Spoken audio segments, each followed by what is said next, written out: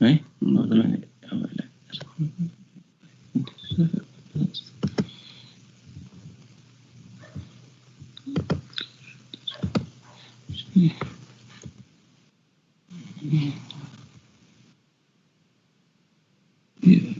Slide. In this slide, they can see. Slide. Number 4, slide number 4. No, just tell them we're on slide number 4. Can you see it? Can you see the slide now? Slide number 4. Hello? Yes, sir. Yes, sir. Yes, sir. Dekho? Yes, sir. We can see. Yes, Okay. sir. So the angle structures are here. Okay. Okay. See, this is the Swalwage line. Okay. This is the Swalwage line, and this is the trabecular measure. This is this pigmented thing. Okay. This is the scleral spur. This is the ciliary body band, and these are the ciliary processes. Okay. Ciliary processes. So these are the structures. So angle structures are Swalwage line, trabecular meshwork, scleral spur, ciliary body band, and the iris roll, the last part of the iris roll. Okay, these are the structures present in the anterior chamber angle. Anterior chamber angle, the grading of the anterior chamber angle is done by gonioscopic examination. There is a device called the gonioscope, which is put over the cornea, okay, and under the slit lamp, it is seen whether all the structures of the anterior chamber angle are seen or not. So depending upon the gonioscopic finding, the angles are regarded as open angle or narrow angle. You must have heard about the open angle and the narrow angle type of glaucoma. Okay, so this is basically done by gonioscopic examination whether the angles are open. Open means all the structures of the anterior chamber angle are seen on gonioscopic examination. Okay, so if all the structures are seen, like see, this is grade 4 open angle. So see, this is the ciliary body band. This is the ciliary body band. This white is thing is this is the, and this pigmented is the trabecular meshwork, and this is the Swalwage line. That is the posterior-most part, termination of the Descemet's membrane of the cornea. So if all the structures are seen on gonioscopic examination, that is the open angle. This is grade 4 open. So here all the structures are not completely seen. See, ciliary body is only part of the ciliary body band is seen. Here it is grade 4 angle. You would not completely seen ciliary body. Okay, this is grade 3 open. So this is grade 3 open because distinctly not seen all the structures. Sir. Okay, yes. Sir, slide change नै भएको छैन.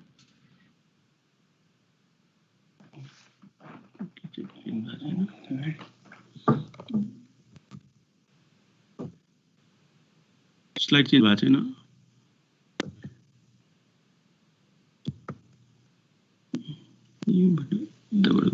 Reading obviously angle. यसैमा नजाउँ धेरै अब. I think we have to proceed. Your slide has not been changed. Next slide now. Okay.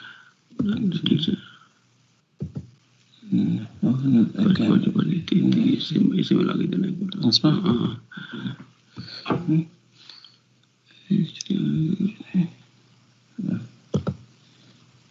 If you need to go to the technique range,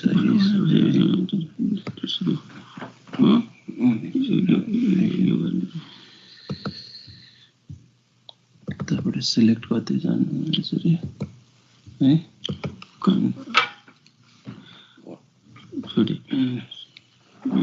यहाँ गयो हुन्छ. Can you see the? So can you see now? So here all the structures of the angles are seen. It is grade 4 open angle. So here only little part of the ciliary body is seen, and all the other structures are seen. This is grade 3 open. Here only the trabecular meshwork and Swalwage line is seen. This is grade 2, and This is grade 1. See, only the salvage line is seen. Other these structures are not seen here. Yes. So this is grade 2, and Ask them whether they can see this first. okay. Without it. And here this is completely closed angle. See, no, none of the anterior chamber angle structures are seen. So this is a closed angle. This is grade 1. Okay. So this is the grading of the anterior chamber angle. Okay, depending upon the configuration of the angle, it is open or narrow. Now coming to glaucoma proper. What is glaucoma? Today, basically, I am going to deal with open angle type of glaucoma. Okay. So what is glaucoma? Glaucoma definition, it refers to a group of diseases that have in common a characteristic optic neuropathy with associated visual field loss, for which elevated intraocular pressure is one of the primary risk factors.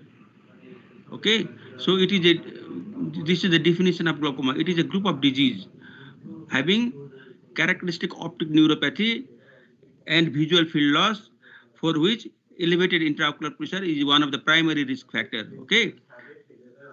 So major risk factor is intraocular pressure. Blindness due to glaucoma is irreversible. So early detection and treatment is very important. Now you should know about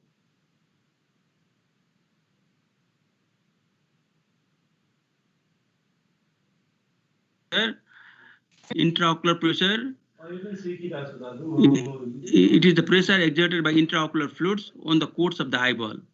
And you should know about the aqueous humor also. What is aqueous humor? Aqueous humor, it is secreted by ciliary process of the ciliary body by 3 mechanisms. Aqueous humor is secreted by ciliary process of the ciliary body from plasma. Okay, it is secreted through plasma by ciliary process of the ciliary body by 3 mechanisms, which are diffusion, ultrafiltration, and active transport of sodium, potassium, chloride, ascorbic acid, and bicarbonate ions. So this is the process of aqueous humor secretion. Aqueous humor is secreted from plasma by ciliary process of the ciliary body, and the 3 mechanisms are involved in the secretion of the aqueous humor. These are diffusion, ultrafiltration, and active transport of sodium, potassium, chloride, ascorbic acid, and bicarbonate ions. So this is the aqueous humor is secreted in the posterior chamber. Okay, and how the aqueous humor is drained? Aqueous humor.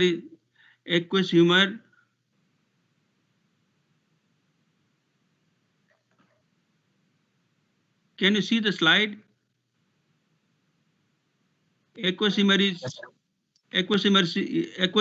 secreted in the posterior chamber, okay, by the ciliary process of the ciliary body, and through the pupil, aqueous humor comes into the anterior chamber, okay, and in the anterior chamber angle through the trabecular meshwork Schlemm's canal system, it is drained out and drained into the episcleral vessels.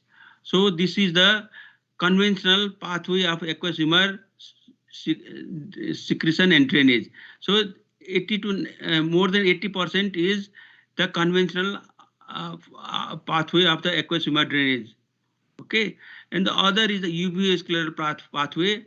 In the only 10 to 20% is aqueous is drained via uveoscleral pathway. So aqueous, which is formed in the posterior chamber by the ciliary process of the ciliary body, the aqueous comes through the pupil into the anterior chamber, and some 20% it again goes into the suprachoroidal through the longitudinal muscle of the ciliary body into the suprachoroidal space, and it mixes into the venous circulation. So 80 to 90% outflow is trabecular meshwork Schlemm's canal system. Okay, and the other 10 to 20% goes into the through the it passes through the UV scleral outflow and it goes to the suprachoroidal space. So these are the two pathways of aqueous humor drainage. One is the trabecular meshwork Slem's canal pathway, trabecular, and the other is the UV scleral pathway. So this is the drainage of the aqueous humor.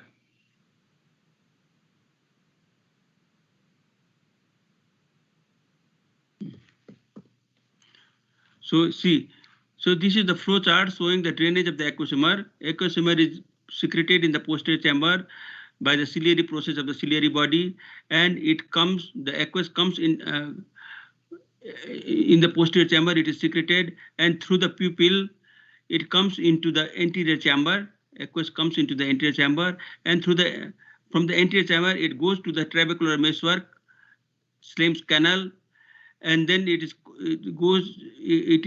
collected by the collector channels in the angle structures, and then finally it is drained into the episcleral veins. This is the conventional or the trabecular outflow. Mainly it is drained through the trabecular meshwork, so it is named as trabecular outflow, and it is responsible for about 90%. It is said that it is more than 80%, or you can say 90%, 80 to 90% is through trabecular outflow. And other is the UV scleral outflow of the aqueous, in which the aqueous, which is secreted by the ciliary process of the ciliary body in the posterior chamber, okay, and then it comes through the pupil into the anterior chamber, and from the anterior chamber it again goes to the ciliary body, and it is drained into the suprachoroidal space, and then finally it mixes in the venous circulation of the ciliary body, choroid and sclera. So this is the unconventional or UV scleral outflow, and which is responsible for about 10 to 20% of aqueous drainage. So this is all. This is the aqueous humor formation and aqueous humor drainage. Okay, aqueous humor is the prime role in the maintenance of the intraocular pressure. Okay, so intraocular pressure is mainly responsible for causing glaucoma. It is a major factor. Okay, so now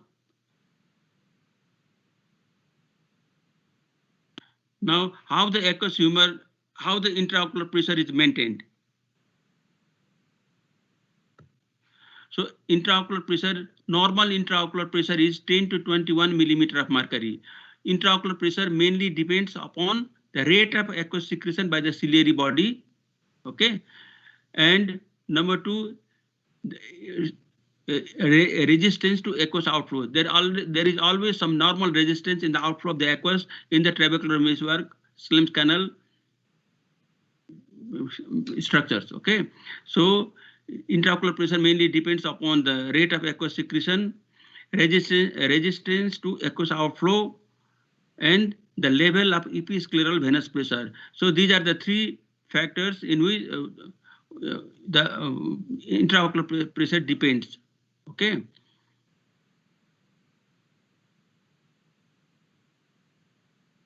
So intraocular pressure. Okay. Now. So intraocular pressure, as I have said, it depends upon the rate of aqueous secretion, resistance to aqueous outflow, and the level of episcleral venous pressure. Okay, if the aqueous secretion is more, then intraocular pressure is raised. If there is some resistance or some obstruction in the drainage of the aqueous humor, okay, then also intraocular pressure may increase. And if the episcleral venous pressure is raised, then also there is obstruction in the drainage of the aqueous humor. Okay, so maintenance of intraocular pressure depends upon these three factors. Now coming to glaucoma proper, what is glaucoma? Again, glaucoma, it is the second or third leading cause of blindness, and worldwide approximately 15% blindness is due to glaucoma. In Nepal it is about 3 to 6%, and blindness due to glaucoma is irreversible. So early detection is very much important. Okay, because once the optic optic atrophy or glaucomatous optic atrophy sets in, it cannot be reversed. So early detection of glaucoma is very important, and about 3 to 6% of blindness is due to glaucoma.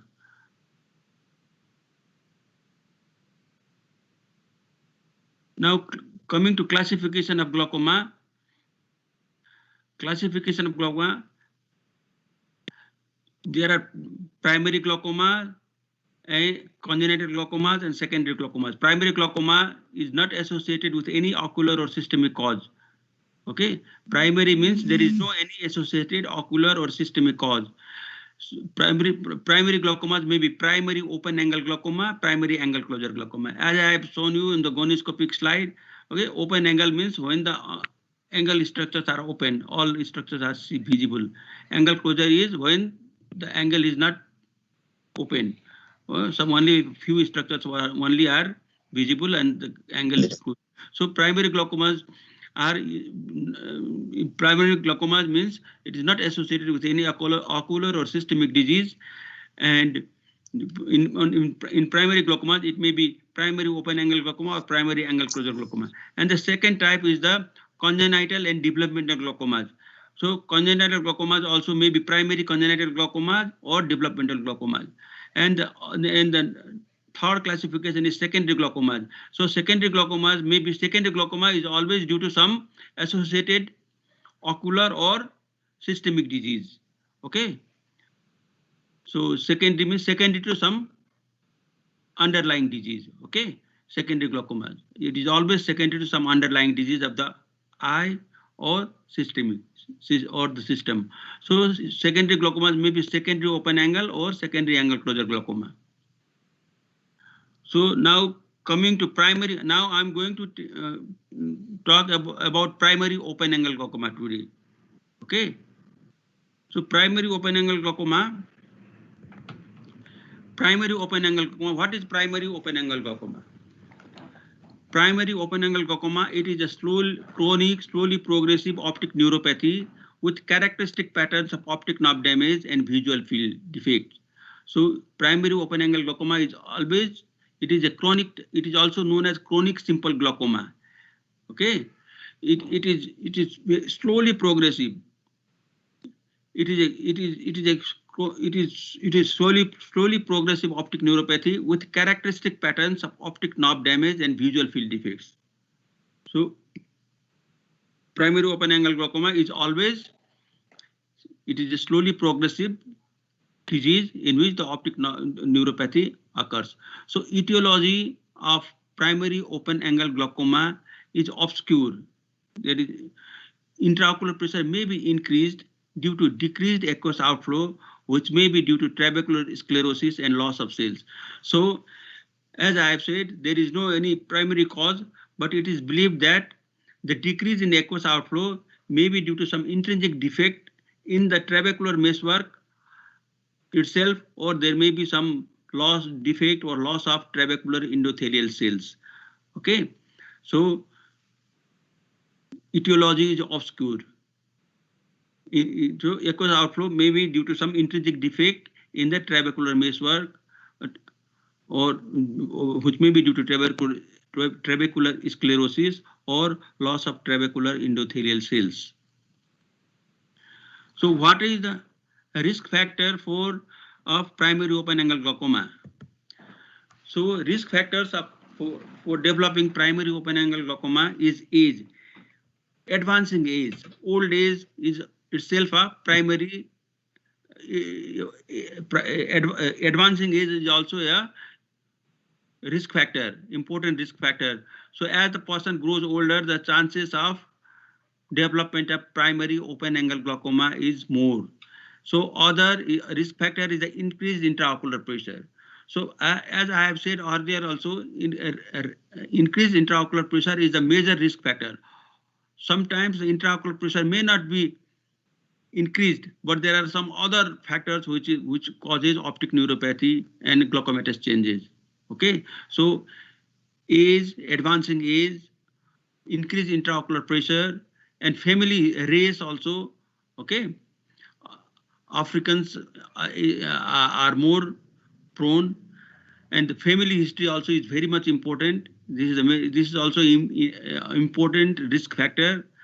myopia, persons having myopic refractive error, they are more prone to develop primary open-angle glaucoma, and of course, diabetes, hypertension, and vascular occlusion, retinal vascular occlusion. These are the risk factors to develop primary open-angle glaucoma. But age itself is a major risk factor, as I have told. In the advancing age, people are prone to develop, susceptible to develop primary open-angle glaucoma. So the other risk factors, as I have listed, is these are. What are the contributory factors? Contributory factors to cause glaucomatous changes, glaucoma, is reduced optic nerve head perfusion. Optic nerve head perfusion, if it is reduced, then also the glaucomatous changes can occur. And other contributory factors are axonal and ganglion cell metabolism. If there is some abnormality in the ganglion cell metabolism or axonal metabolism, then also this may be the contributory factor to cause glaucomatous optic disc changes. And of course, other contributory factors are the disorders of extracellular matrix of lamina cribrosa. So lamina cribrosa is a part of the sclera. It is a part of the sclera through which the optic nerve emerges. Okay, there are supporting structures. Okay, so the extracellular matrix and astrocytes and other things are there, the supportive structure in the lamina cribrosa. Lamina cribrosa is a part of the sclera through which optic nerve exits from the eyeball. Okay, so if there is some disorder or supporting structures are weakened, then also optic disc changes can occur, leading to glaucoma. So these are the contributory factors: reduced optic nerve head perfusion or blood supply, abnormalities of the axonal or ganglion cell metabolism, and disorders of the extracellular matrix of lamina cribrosa.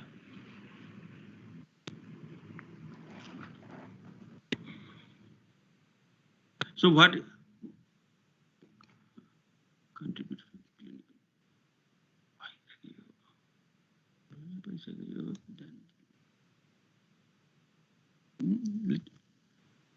Okay, the next one. Next one.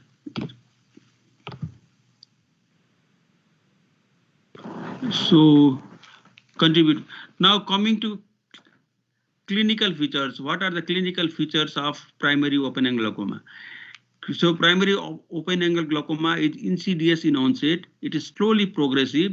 It is painless and bilateral. The patient doesn't have any sign and symptom. Okay, so because it is very slowly progressive, insidious, it is painless and it is always bilateral, and it is usually asymptomatic. Patient doesn't have any symptom. Okay, so the patient is not aware of the disease unless the disease is very much advanced, or the optic atrophy has much advanced. Okay, so as the patient doesn't have any sign and symptom, the patient is not aware until the disease is fairly advanced.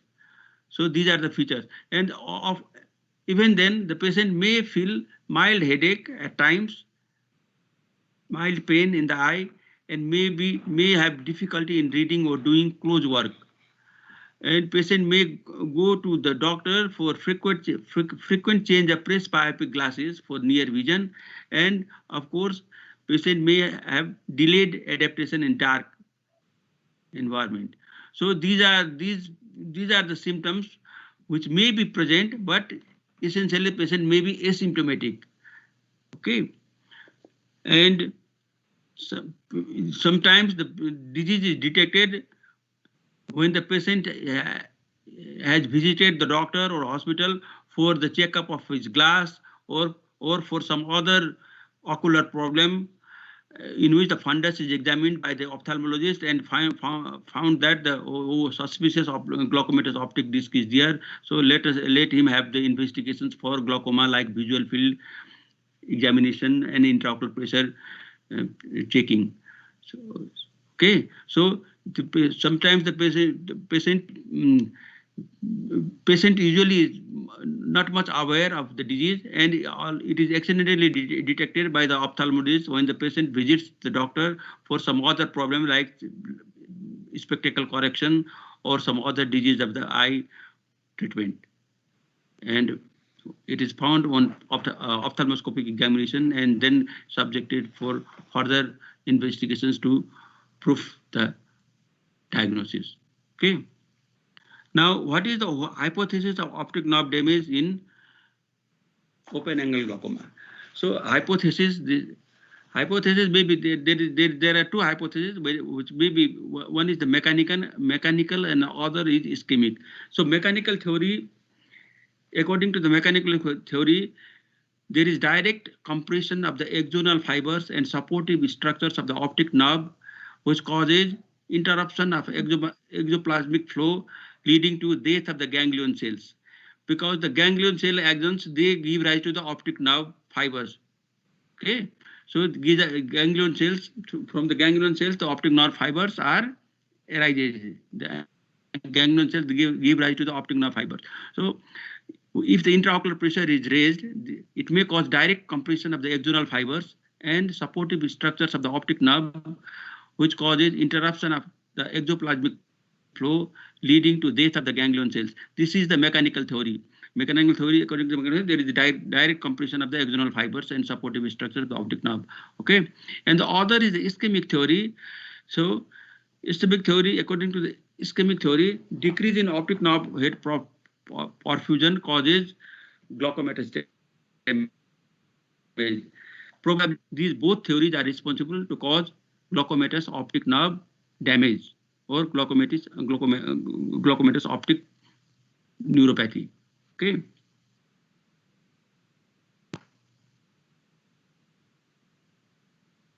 So, what are the optic disc changes in glaucoma? So, glaucoma is usually detected by the good fundus examination, optic disc examination. Okay, and then there are all perimetry and the intraocular pressure checking. So, when you do an ophthalmoscopic examination, what are the changes it is usually seen? So, the changes seen are enlarged cup disc ratio.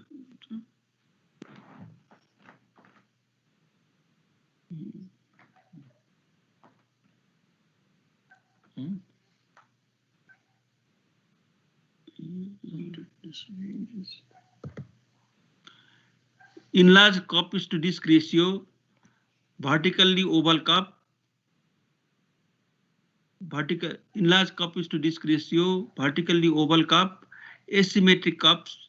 Okay, there is the cupping or the enlargement of the cup is not symmetric in both eyes. There may be asymmetric enlargement of the optic disc cups, and if the difference between the enlargement of the cup is more than 0.2, then that is more significant. Difference of more than 0.2, and there may be some splinter hemorrhage on the disc.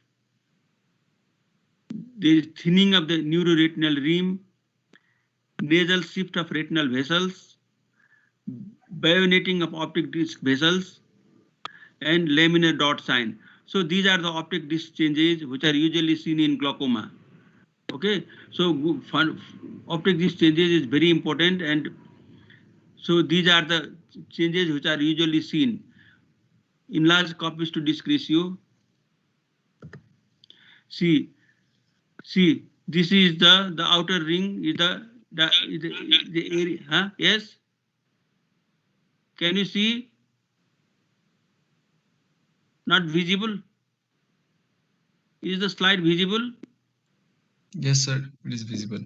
So see, this is the enlarged cup. Cup is so the outer circle. You see, this is the area diameter of the optic nerve head, and this is the what is this is the cup, optic disc cup. See, normally cup to disc ratio in normal population is 0.3:1, means it is less than 1/3 of the size of the optic diameter of the optic disc. Cup is only 0.3:1 is the normal. That means it is 1/3 of the size of the optic disc. But in glaucoma, the optic disc cup is enlarged. See, this is enlarged cup. So this is enlarged cup, okay?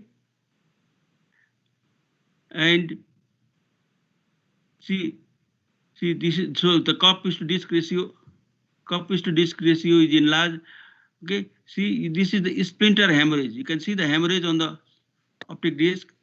So this is the splinter hemorrhage, okay? So this is the bayoneting of the vessels. There is angulation when the blood vessels emerges from the optic nerve head. See, so this is the bayonetic sign. Okay, so these are the few signs which are seen here, and you can see some dot-like thing here. Okay, these are the lamina cribrosa. The openings are widened. So these are the laminar dot sign. Okay. The dot-like thing which you see here, this is due to weakening of the lamina cribrosa and widening of the sieve, laminar sieves. So this is the laminar dot sign which you can see. So these are the few signs which are seen in optic disc in the glaucoma. The main sign is the enlarged cup is to disc ratio. Cup is to disc ratio is enlarged. Okay. And thinning of the neuroretinal rim. Neuroretinal rim means the tissue between the optic disc cup and the optic disc. The tissue between the optic disc and the optic disc cup. This area becomes thin. So thinning of the neuroretinal rim. See, this is also thinning of the neuroretinal rim. See, the tissue, the area between the optic disc cup and the optic disc is narrowed. So thinning of the neuroretinal rim. So these are the signs which are usually seen in case of glaucoma. Okay, optic disc changes in glaucoma. So enlarged cup is to disc ratio, thinning of the neuroretinal rim, bayoneting of the vessels, splinter hemorrhage. So these are the few signs which are usually seen in glaucoma. So now, what are the, so visual field examination is very important. Once you suspect glaucoma by examining the fundus, then the patient must be subjected for visual field examination or perimetric examination, perimetry. In visual field examination, the visual fields are diminished. Okay, visual field are diminished in glaucoma. So what are the visual field changes? So visual field changes you may, and the paracentral scotoma. So this is the paracentral scotoma. This is Jerem's scotoma. Okay, this is the scotoma, non-seeing area near the point of fixation.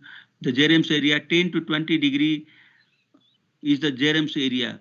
Okay, when there is scotoma or non-seeing area in the visual field, that is Jerem's scotoma. So these are the visual field changes which are usually seen.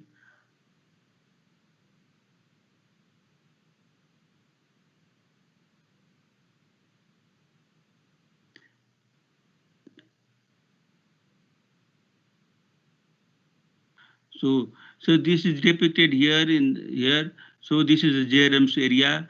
See, Jerem's area. This is Jerem's scotoma. Okay, 10 to 20 degree. So this is the paracentral scotoma near the fixation.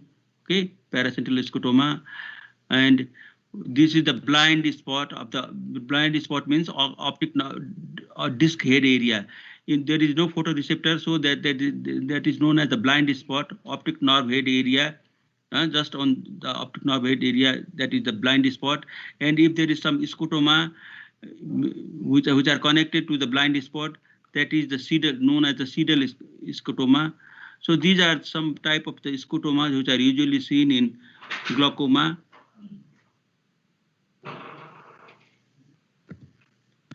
So visual field defect, the visual field defect in glaucoma usually due to damage of the optic nerve fiber bundle.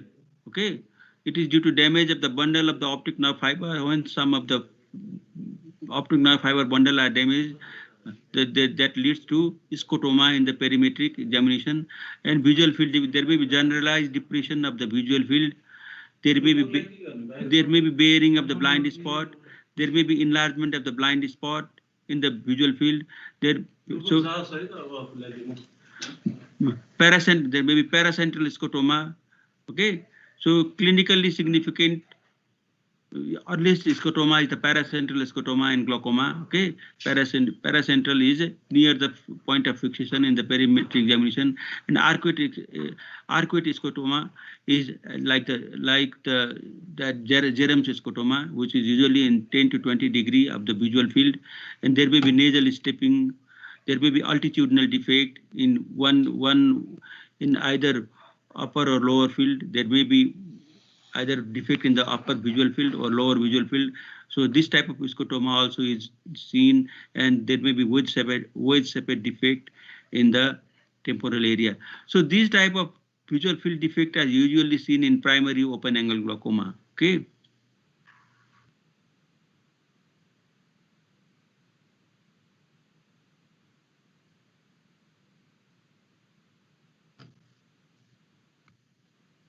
So this is the Humphrey automated perimeter in which the upper visual field, there is these are all non-seeing area, and there is a superior visual field defect. So this is just to show you so this is the charting of the automated perimeter in which the upper visual field is gone. Okay. Now, what are the investigations which must, when you suspect glaucoma, open angle glaucoma, you must do some investigations. Okay. So what are the investigations which are usually done? So if you suspect glaucoma by fundus examination, okay. So what are the investigations you would like to perform? So first and the foremost thing is the intraocular pressure measurement. Okay, intraocular pressure usually measured by applanation tonometer. Tonometer is the device by which intraocular pressure is measured. Okay, and intraocular pressure should be measured at different times of the day, because intraocular pressure may vary in different times of the day. It may not be same as in the morning, afternoon, or evening. So at different times of the day, intraocular pressure measurement is desirable. Okay, it is to be done. Diurnal intraocular pressure measurement and central corneal thickness measurement. Okay, because corneal thickness also can affect the measurement of intraocular pressure. So central corneal thickness measurement also is done, which is done by pachymeter. Okay, ultrasonic pachymeter is usually there. Okay, and it is central corneal thickness is measured by pachymeter. Intraocular pressure is measured by tonometers, applanation tonometer mainly, and diurnal variation, checking of intraocular pressure on different times of the day, morning, afternoon, and evening. Okay, 4 hourly like that. And slit temp examination also is very much important. It is basically to rule out any secondary cause or any secondary to exclude any underlying ocular disease. Okay, it is mainly to exclude any other disease of the eye, to exclude secondary open angle glaucoma.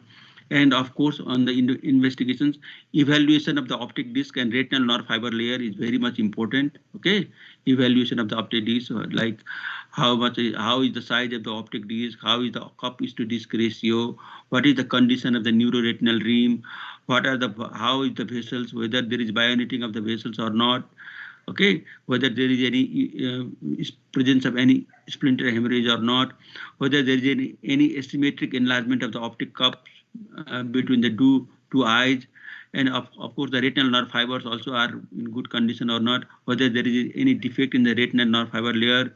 There may be different types of defect like slit type of defect, slit defect, wedge defect, like that. Okay, so this retinal nerve fiber examination also is examination also is important, and of course the visual field examination is mandatory when you diagnose or when you suspect glaucoma. So visual field examination is very much important. So in visual field examination there may be scotomas. Okay, scotomas are the non-seeing area in the visual field examination. Okay, so visual field examination is very much important.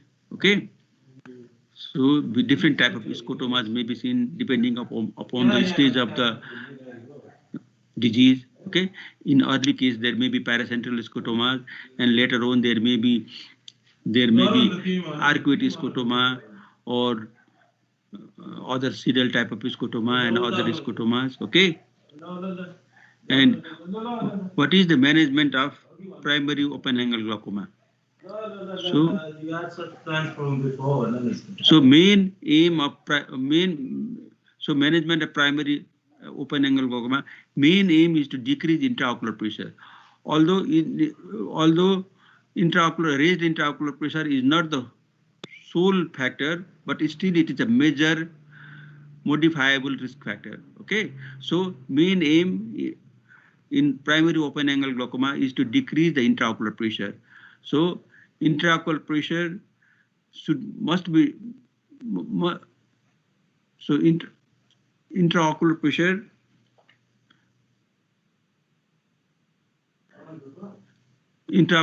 is to be reduced by at least 20 to 30% from baseline.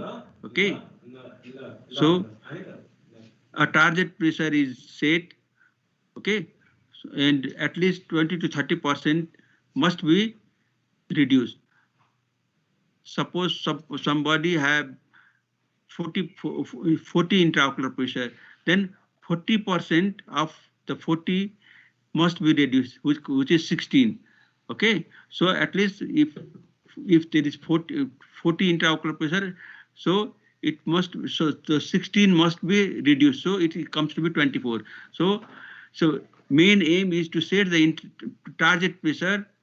Okay, and which is the target pressure is more than 20 to 30% from the baseline.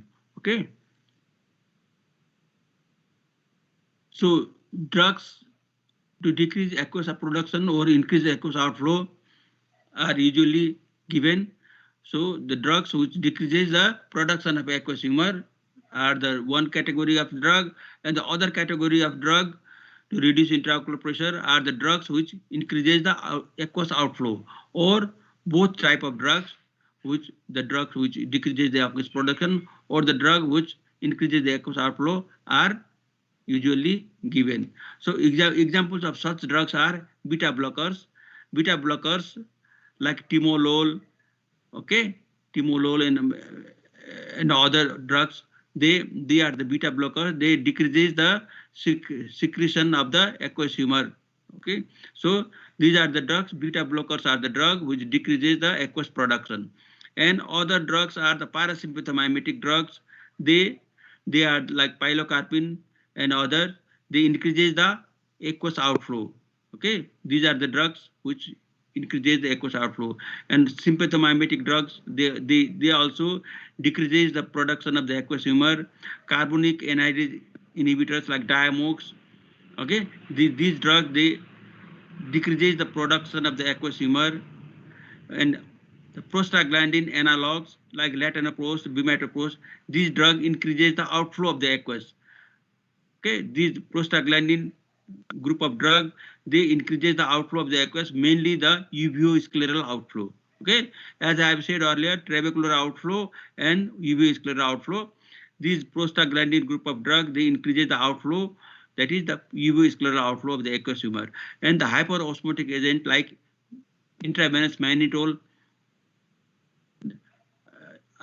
is also given, and this hyperosmotic agent, they decreases the formation of the aqueous humor. Okay, so these are the drugs in the management of primary open angle glaucoma. So the drugs which decreases the aqueous production, or the drugs which increases the aqueous outflow, or both types of drug can be used, given in the management of open angle glaucoma. So examples, as I have said, are the beta blockers, parasympathomimetics, sympathomimetic, carbonic anhydrase inhibitors, prostaglandin analogs, and hyperosmotic agents. So this is the management of primary open angle glaucoma. Okay, and so now these are the drugs. Okay, so treatment of primary open angle glaucoma is mainly medical. Okay, mainly if the medical treatment doesn't reduce the intraocular pressure, then surgical or laser treatment also are adopted. But the main treatment is, in case of primary open angle glaucoma, is medical management.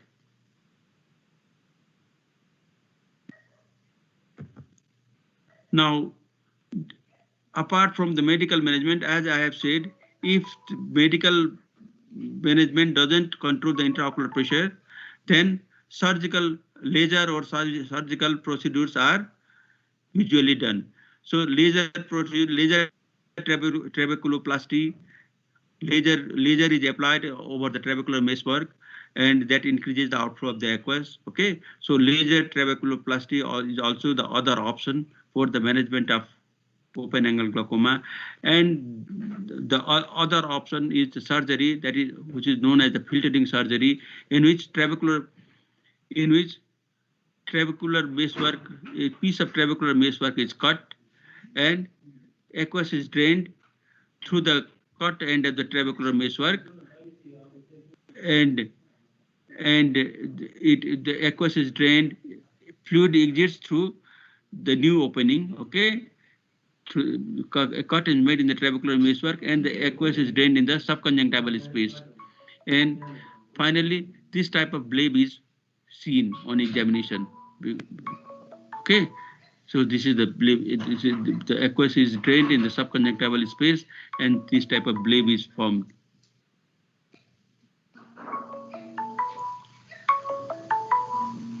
So this is all for glaucoma. Okay, this is the open angle type.